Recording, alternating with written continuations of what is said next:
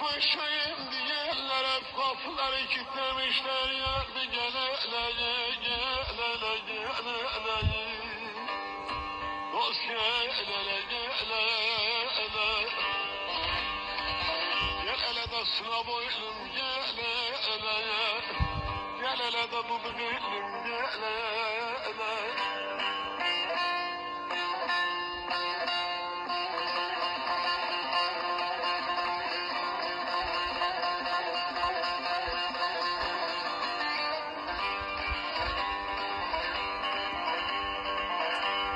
Yar bire burada bire karşıda kalmış,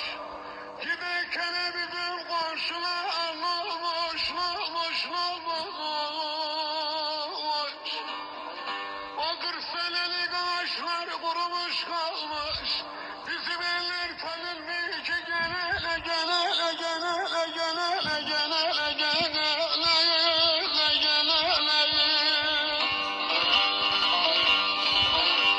Senelik ağaçlar kurumuş kalmış, bizim eller tanınıyor bir gele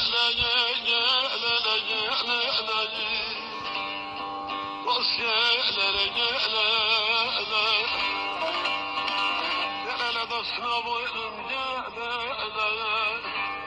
hele de neler olmuş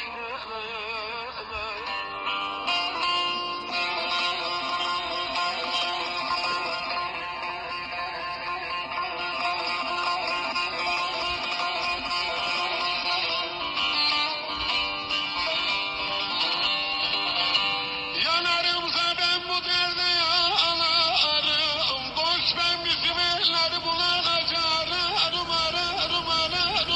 ararım. O güzellere süre vermiyorlarım, başlarına baykuş yok etmiş olur bir gele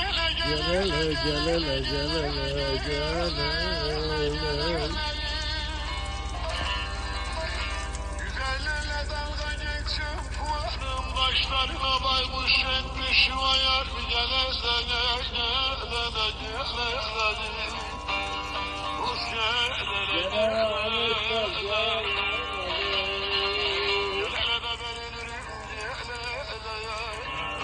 gel hele de neler olmuş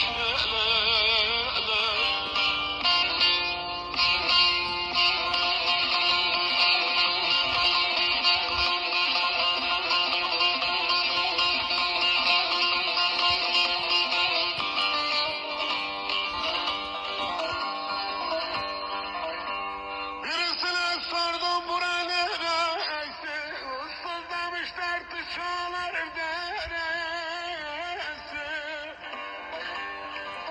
Dedi Kızıltu işte Mursal burası, o şehitler küsüp yetmiş göle bir gele dost